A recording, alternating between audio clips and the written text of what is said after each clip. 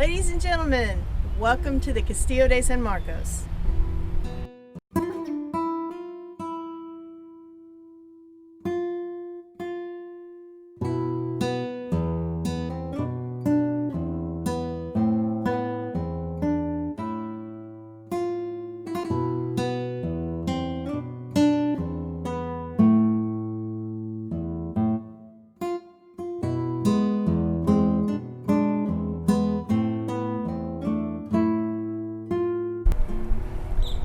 Few buildings define St. Augustine like the Castillo de San Marcos, or as many call it, the Old Fort. In October of this year 2020, the fort will be 348 years old. Over its long history, it's been used for many different things and by many different people, and had 3 different names. But one thing's for sure, St. Augustine wouldn't be here without our old fort. St. Augustine was founded in 1565 by Pedro Menendez for the country of Spain, and very soon after, the town began to be attacked. It was attacked by pirates, attacked by other countries, and the city needed protection, so they built a fort. But it was not this fort. The first fort here in St. Augustine was made out of wood, and it was not located on this side, but about 3/4 of a mile north. The Spanish would end up building 9 wooden forts here in St. Augustine. They were destroyed by termites or hurricanes or during attacks. Sounds like wood was not such a good idea. It was a readily available resource, but it wouldn't last. In 1668, St. Augustine is attacked by a pirate. His name is Robert Searles. Robert Searles burns down the town. He pillages, he plunders, and he vows to return. Now, after this happened, the Regent Queen of Spain, Queen Mariana, she decided that St. Augustine needed to be fortified, so she commissioned the building of a stone fortress. So now, the Spanish have a task of building a fort of stone here in Florida. Not a lot of rocks and stones lying around on the ground in Florida, but the Spanish noticed that the native peoples who were here, the Timucuans, they were already using a stone in some of their buildings and in some of their wells. The Spanish decided to try that. The 10th fort here in St. Augustine would be built out of a local shell stone called coquina. Say it with me, coquina. Coquina is kind of a rare stone. It's only found in a few places in the whole world, and one of the places is across the water on Anastasia Island, really close to where our lighthouse is located. In that area is where the Spanish got all the coquina to build this fort. Coquina was cut out of the ground in great big blocks. They set those blocks out, they let them get nice and dry and hard, and then they brought them across the water on a barge. And they stacked them up over here kind of like a Lego set. Except it took them 23 years to build this Lego set.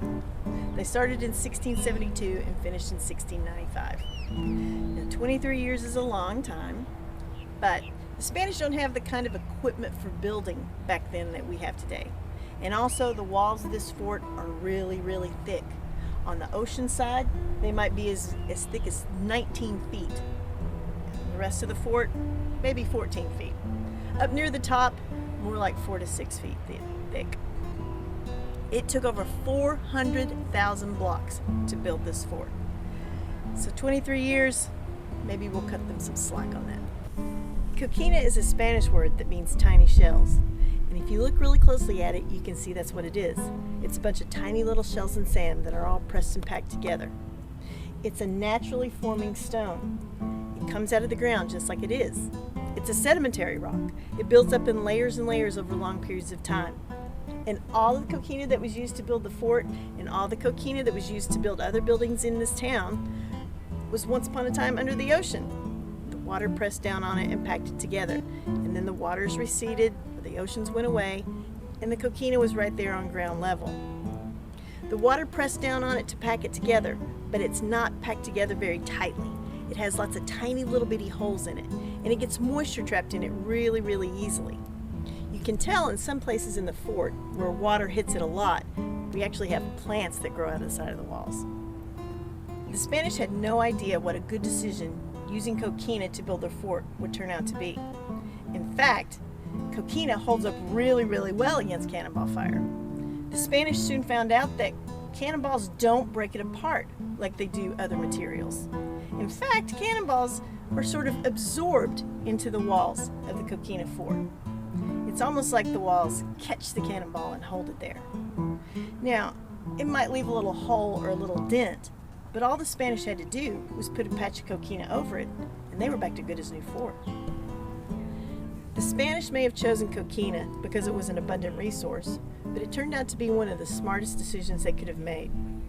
Using coquina to build their fort is one of the reasons that Spain was able to hold on to Florida for so many years, and one of the reasons that St. Augustine was never captured by the enemy in battle. If they had not used coquina, things could have turned out a lot differently.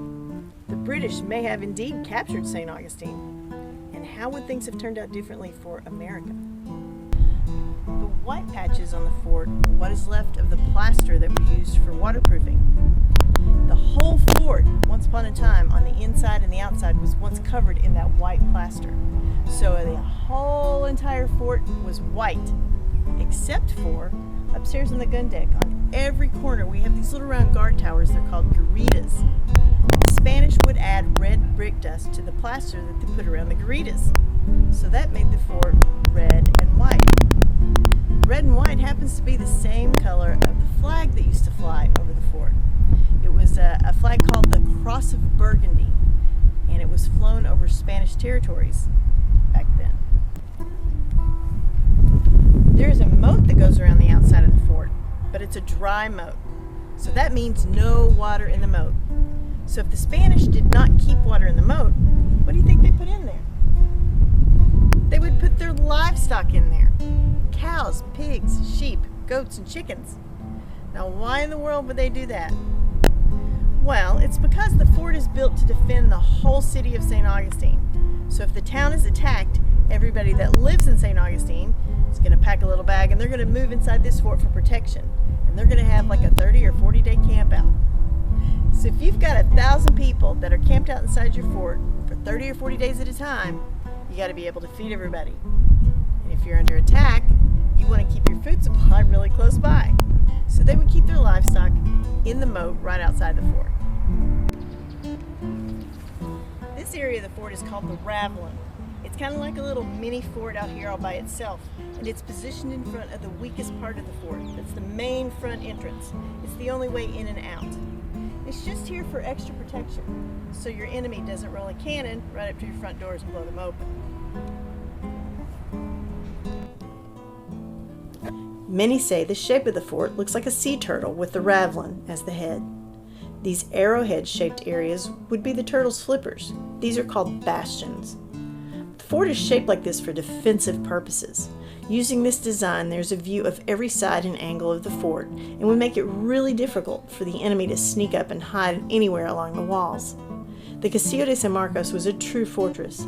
It was attacked about 12 times, and it was never taken by the enemy in battle. It was never captured. One of the first attacks after the completion of the fort came in 1702 when Governor James Moore of South Carolina, being spurred on by the outbreak of the Queen Anne's War in Europe, marched troops by land and brought troops by sea to attack St. Augustine. While the British troops were able to easily take the town, they found the Castillo impenetrable. Governor Moore quickly realized he lacked the necessary artillery to take the fort. He sent for reinforcements from Jamaica, but they never arrived. The siege lasted about 2 months before Spanish reinforcements arrived by ship from Cuba. Governor Moore and the British were forced to scuttle their ships and retreat by land. So what about the lives of the Spanish soldiers here at the fort? Well, a few things you ought to know about the Spanish. For one thing, the soldiers did not live here inside this fort. They had homes and families in St. Augustine. They would come to work at this fort for 2 or 3 days at a time. Then they would go home for 2 or 3 days at a time, much like a fireman does it today. Now, there were probably about 300, maybe 350 Spanish soldiers in St. Augustine, but they didn't all come to work on the same days. They would rotate shifts and schedules, so on any normal day, probably got maybe 25 or 30 Spanish soldiers here at the fort doing their Spanish soldier duties. Soldiers would practice their drills, maintain their weapons, and guard the entire area from attack. They had sort of a large bench that they could take naps on. But while they're here at the fort, they're at work, and sleep is going to be minimal. They would cook all their meals at fireplaces inside the fort. They would have meals of fish, quail, squash, beans, and other fruits and vegetables that would grow in the area. They had a fresh water supply right inside the fort. St. Augustine is very unique in that it is really close to the ocean, but it also has fresh water right underneath it. Originally, there were 3 wells inside the fort in the courtyard area. The fort was remodeled in the 1730s. They capped off 2 of those wells, but they kept one where they hit an artesian spring. The Spanish also had bathrooms inside the fort. That's right, bathrooms. 2 rooms, but no toilets. If you were lucky, there was a wooden bench that set over some holes in the ground. But underneath these holes are a couple of pipes. Those pipes run under the ground, under the walls of the fort, under the ground outside, straight out into the ocean. So that when it was high tide, the water would fill up the pipe and fill up the holes. And when it was low tide, the water would drain out of the holes, drain out of the pipes, and take everything else with it. This was the first flushing plumbing system in North America. It only flushed a couple times a day, low tide, but it was very effective. Now, some of you may think that's gross, but keep in mind, if you're at a different fort somewhere else that doesn't have such state-of-the-art plumbing as this one, you're going to have to carry and empty buckets and pots. So there's that. Most of the rooms on the west side of the fort were used for storage. They would hold supplies and provisions for the townspeople in the event of an attack. Bars were added to the windows and the doors to keep people out of those rooms, but would be used for different reasons later on in the history of the fort. So this is a fort. Let's talk about artillery. Let's talk about cannons. So all the cannons that we have here at this fort are real cannons, but not all the cannons here at the fort were used at this fort. Some of them were brought from other places and put on display, but they're all from the right time period. They're all from the 1600s and the 1700s, except for these 3 right here. These are reproductions. They're just made to look old. They're used in historic weapons demonstrations here at the fort. But these are 6-pound iron cannons, which means they're going to take a cannonball about the size of a baseball that weighs 6 pounds.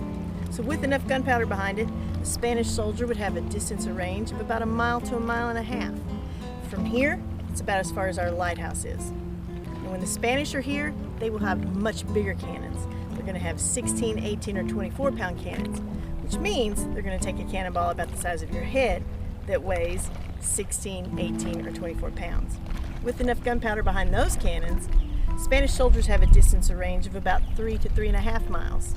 Now for any cannon, for a maximum shot, maximum distance, you're going to need half the weight of the cannonball in gunpowder. So for a 6-pound cannon, 6-pound cannonball, you're going to need 3 pounds of gunpowder. That's a lot of gunpowder. With as many as 50 cannons up here on the gun deck, the Spanish would have had enough firepower to protect the fort, the town, and much of the surrounding area. All cannons would be on a cannon carriage with wheels. When fired, cannons have a large recoil. They kick back when they go off, so they need wheels. Also, cannons can weigh as much as 2 tons. They need to be on wheels in order to move them around. All the cannons here at the fort, and historically used at this fort, were muzzle loaders, which means everything is inserted inside the muzzle or the front of the cannon and pushed all the way to the back. All the cannons have a little hole on the top near the back. This is called a vent hole. Although it doesn't look very important, you cannot fire a cannon without this little hole. So in order to load and fire these cannons, you need tools on really long sticks. First, you'll need this tool. It looks like a scoop on a stick. The Spanish call it a cuchara, the British call it a ladle, and it's used to scoop up gunpowder and load in the cannon. Once your gunpowder is loaded, you'll need wadding. Now you could use some old cloth or maybe ripped up sail, but the Spanish used Spanish moss, that really ugly stuff that hangs from the trees. So a big clump of Spanish moss is stuffed in the muzzle of the cannon, and then you'll need another long tool. The Spanish called it an atacador, the British called it a rammer. And you'll use this tool to push that wadding all the way to the back of the cannon on top of your gunpowder. Pack it in nice and tight. It's going to hold your gunpowder in place. So now you're ready for the cannonball. Now when the Spanish are here in St. Augustine, they don't have cannonballs that explode yet. So this is a solid iron cannonball. It's made to go through things. It will go through ships, through walls, or through people if you're standing in front of it. So once the cannonball is placed in the barrel of the cannon, the rammer or the attackador is used again to make sure the cannonball is all the way to the back of the cannon. So now your cannon's loaded, but it's not quite ready to fire. It needs to be primed. So here's where that tiny vent hole is so important. What the Spanish used to do was pour loose gunpowder down the vent hole and fill it all the way to the top, and then pour a little bit of gunpowder around the top on the outside. So at this point your cannon is loaded and it is ready to go. Now you need another tool on a stick. This tool needs to be on a stick so a soldier is not standing too close to the cannon when it goes off. The Spanish called it a bonafuego, the British called it a lintstock or matchstick. It looks a little bit like a pitchfork, and it's going to have some rope wrapped around it. This rope is called match cord, and it burns really slowly like a cigar or a cigarette. So when the master gunner gives the command fuego or fire, all that has to be done is to touch the tip of that burning rope to that little bit of gunpowder on the outside, and boom! Your cannon goes off. Gunpowder doesn't exactly explode. It burns really fast and hot, and pressure builds up. And the only way for it to expand is to push that cannonball out of the way and out the end of the cannon. Cannonballs travel at about the speed of sound, approximately 700 miles per hour. Cannonballs are coming at you slow enough so that you can see it, but too fast for you to get out of the way. This fort was never taken by the enemy in battle, but it did change hands. In the 1700s, you got the British and the French and the Spanish, and they just don't get along very well. They battle each other over decades and decades and all over the world. Well, in the middle of the French and Indian War, which is also known as the 7 Years' War, the British captured Havana, Cuba, right near the end of the war as Spain had just entered on the French side.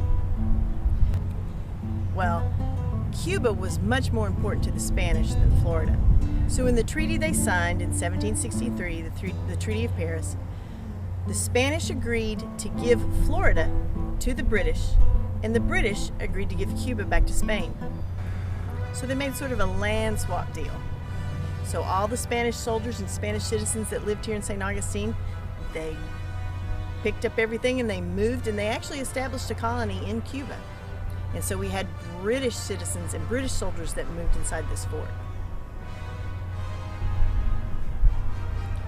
The British would rename this fort Fort St. Mark. They also did a little bit of remodeling because unlike the Spanish, who only worked at the fort, the British lived inside this fort. They brought 600 to 650 soldiers, so they needed more beds. In a lot of the rooms, they would end up adding a second floor, and they would use bunk beds. But they would sleep 2 people on the top and 2 people on the bottom. So it was 4 people per bunk bed. With the 13 colonies up north of here, Florida would become the 14th and 15th colonies, East Florida and West Florida. St. Augustine would be the capital of East Florida, and Pensacola would be the capital of West Florida. Now, while the British are here, they're only here for 21 years. And during that time, we have the American Revolution, where the 13 colonies fight against the British. During that war, the colonies of Florida remained loyal to the crown. But when the British were defeated, the Americans kicked them out of the colonies up north. They were also kicked out of Florida. Florida was taken away from the British and given back to the Spanish. The Spanish would hold on to Florida for about another 37 years. By 1821, Spain was a little short on funds. They had deemed St. Augustine unnecessary and were strongly encouraged to sell Florida to the United States. So that's what they did. They sold Florida to the United States for about $5 million. I haven't broke that down per acre, but that's probably not too bad of a deal. So Florida becomes an American territory.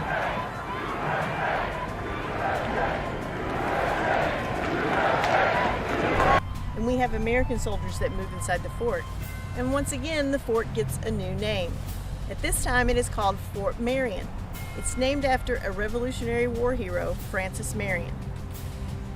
In 1830, with the passage of the Indian Removal Act, Seminole Indians were told that they must leave Florida. Many complied, but also some rebelled. That resulted in the Second Seminole War, which lasted about 7 years. Some prisoners from that war were held inside Fort Marion. Among those were some well-known Seminole leaders, Osceola and Calcoochee, also known as Wildcat. Some of the prisoners here would escape, Calcoochee among them. Osceola was ill at the time of the escape and would remain here at the fort. He would be shipped up to Fort Moultrie in South Carolina, where he would later die. The Americans did some remodeling of their own when they moved into the fort. They reinforced the water battery by adding mounted cannons, and they also built the hot shot furnace. Now, the hot shot furnace was built in order to superheat cannonballs before they would fire them at ships. Now, why would you need to do that? Well, so you give the enemy the old double whammy. You break up their ships and you catch it on fire, all with one cannonball. As far as we know, the hot shot furnace was actually never used in a battle situation, maybe for testing some practice shots, things like that. They would use great big metal tongs to carry the cannonballs from the hot shot furnace to the cannons. In 1845, Florida becomes the 27th state in the Union. Then in January of 1861, Florida will secede from the Union and join the Confederacy at the beginning of the Civil War. Fort Marion would not be under Confederate rule for very long. The very next year, Union ships would appear right off the coast. There was only a small number of Confederate soldiers here, and they moved on inland to protect more strategic areas. For the rest of the war, the fort would be under Union control. After the Civil War, Fort Marion was once again used as a prison for Native Americans, this time Plains and Apache Indians. Although they weren't free, they were given an education and learned to read and write English. They were also encouraged to take jobs in town and sell trinkets or souvenirs to some of the tourists. The last of the Native prisoners left Fort Marion in 1887 when it was deemed unsustainable.